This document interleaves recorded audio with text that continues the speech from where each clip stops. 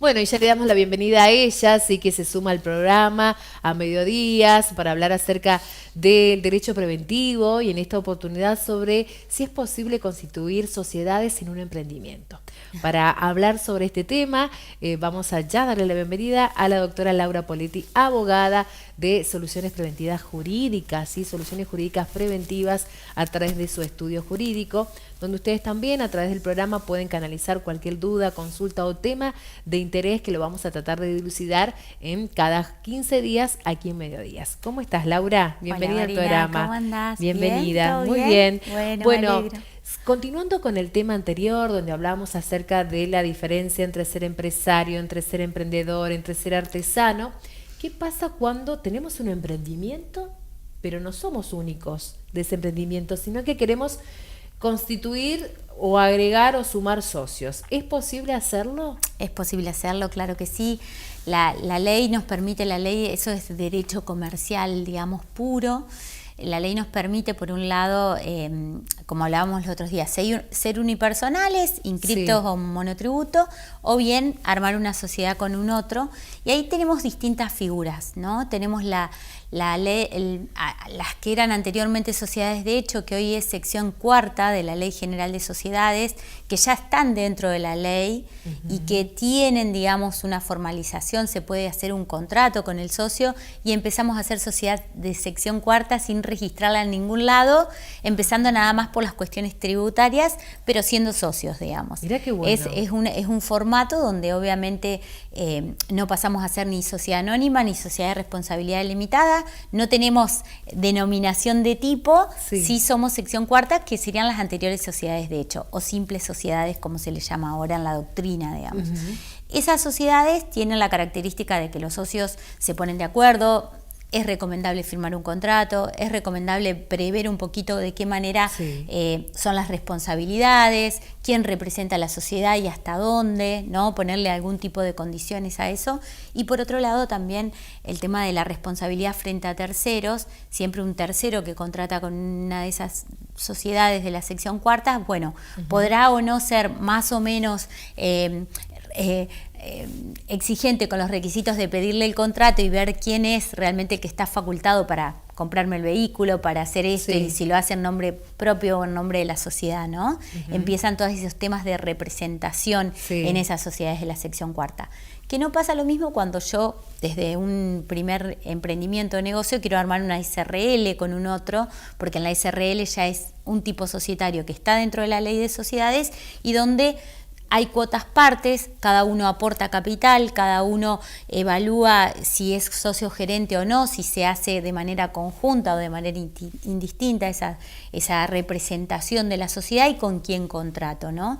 Y además la ley exige en esos casos llevar el balance, presentarlo y tenerlo aprobado una vez al año, presentarlo en el organismo tributario y bueno. Después está la sociedad anónima, que ya tiene otros requerimientos, que son sociedades por acciones, que las sociedades por acciones tienen más delimitada su responsabilidad, como las de cuotas. Ahí está más claro el sistema de responsabilidad entre quienes aportan y se reúnen para un objetivo común, que sería la sociedad, y frente a terceros también, ¿no? Tengo paraguas armados en distintas situaciones. Por eso es importante consultar a un profesional, ¿no es cierto? Sí, porque las sociedades pueden ser de capital o de personas y bueno, y en eso se deambula. Igualmente podemos tener sociedades de un solo socio hoy. En la Ley General de Sociedades también está permitido una sociedad anónima unipersonal.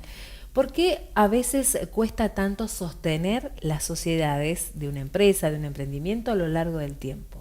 Hay muchos factores externos que pueden influir, no solamente la parte económica, sino también lo emocional, ¿no? Claro. Y a veces hay que tratar de estar, digamos, con un buen semblante para poder sobrevivir a ciertas cuestiones o dificultades que pueden presentarse, ¿no? Exacto, todo lo que mencionás vos de los vínculos laborales, yo yo ahora estoy con estas reflexiones de decir que todo pasa por la comunicación, ¿no? Por el impacto de las palabras que decimos, que nos decimos y que decimos al otro y cómo está el otro, que las recibe, ¿no? Sí. No es solamente el emisor y el receptor y con ese cuadrante que aprendíamos en la escuela de cómo eran las comunicaciones, sino que ahora vamos mucho más allá, ¿no? En esa energía que emitimos y en la voluntad y el sentido de propósito que le ponemos.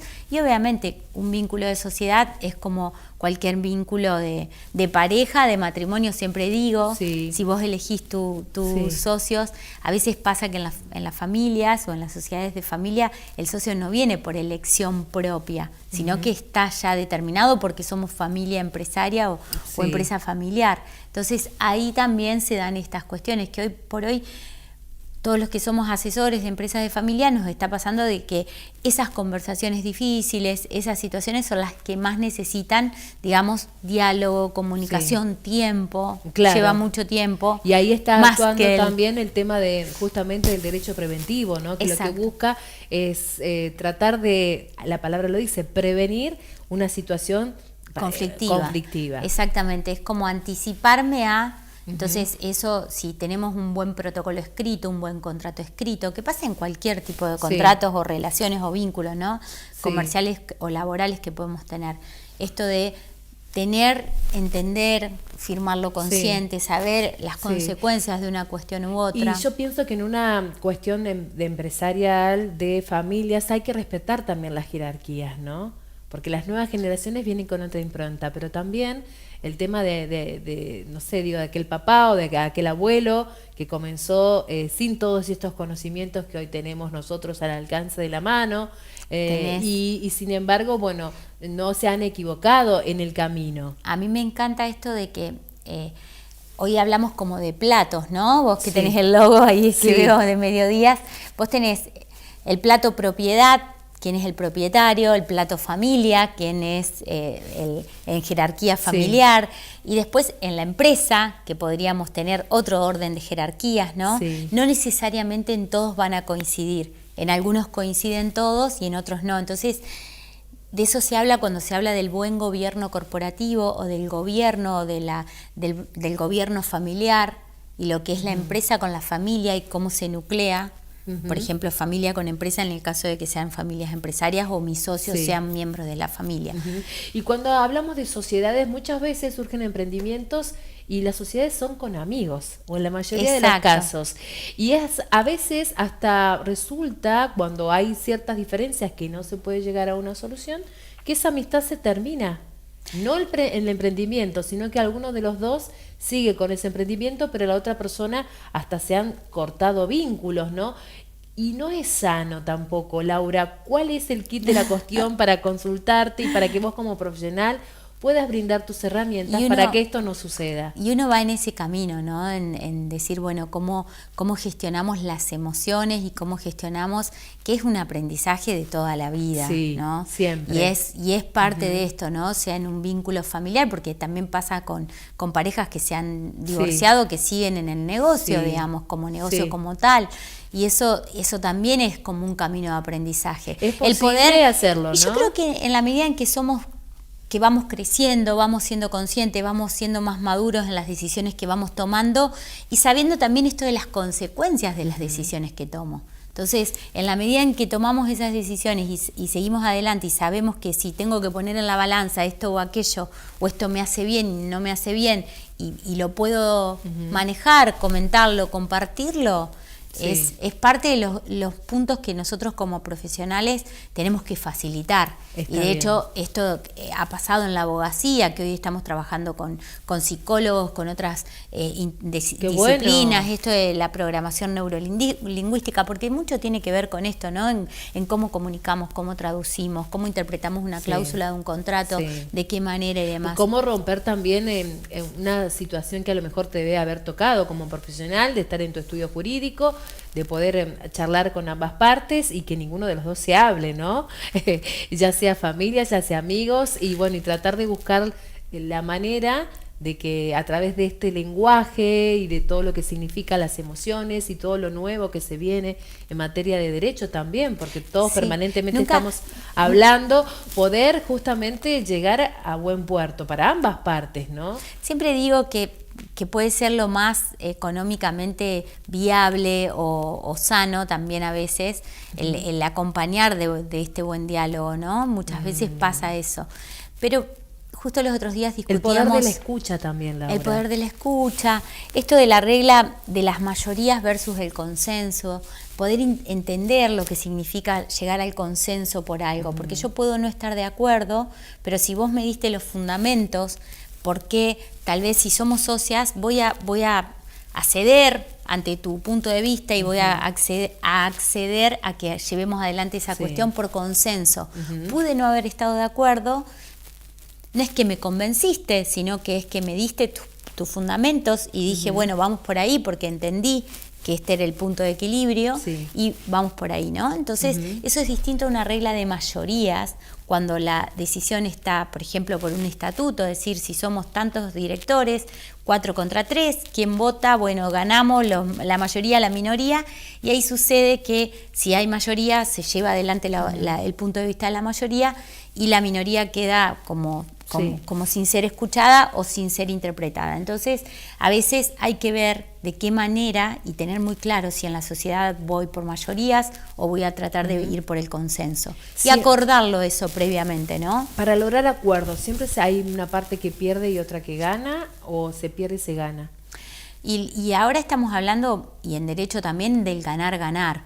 Busquemos el punto donde todos ganemos de alguna manera. Perfecto. Por esto de la escucha, de poder entender lo del otro y demás, ¿no?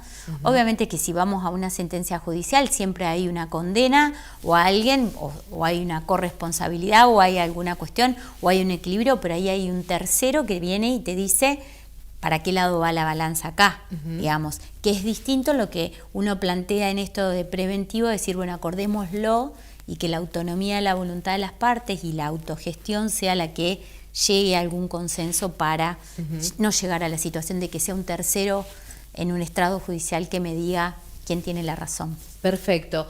Bueno, todas las dudas, como siempre, a través de este espacio, de este estudio jurídico de Laura Poletti, que también ella tiene socios, ¿no? Que tiene profesionales y que también se dedican no solamente al derecho preventivo, sino también a toda una cuestión de familia y también con... En realidad estamos con el tema, más que nada el preventivo, yo lo aplico un poco a todo, ¿no? Es como transversal a todo. Si bien nosotros las cuestiones de familia en el estudio no las llevamos adelante, a veces si viene alguien, vemos un poco, vemos si lo derivamos o no. Pero nuestros aliados estratégicos básicamente están en el tema previsional, que es todo lo que hace Hugo Mongielo y su equipo y demás. Y por otro lado tenemos básicamente con Belén armado toda la estructura comercial, societaria, agropecuaria y demás. Bueno, y ahí a trabajar mucho también el tema, bueno, de estos socios y que todos ganen, ¿o no? Exactamente, Laura. Uno tiene que buscar esos puntos de equilibrio. Hay una frase que dice un psicólogo famoso, no es fácil, aunque tampoco es imposible. Exactamente. Bueno, sociedades en emprendimientos es posible hacerlo, por supuesto, y cualquier consulta que tengan profesional, como siempre, acudir a un abogado, en este caso la doctora Laura Poletti, que gentilmente va a poder asesorarlos en lo que necesiten. Cualquier información se comunican con ella en redes sociales y si no aquí con el programa, que también para tener temas para la próxima vez que nos esté visitando la doctora Laura Poletti podamos hablar sobre lo que a vos te preocupa. Gracias Laura, gracias hasta cualquier encuentro. Nos vamos a la pausa, la última de mediodía, si ya estamos cerrando el programa.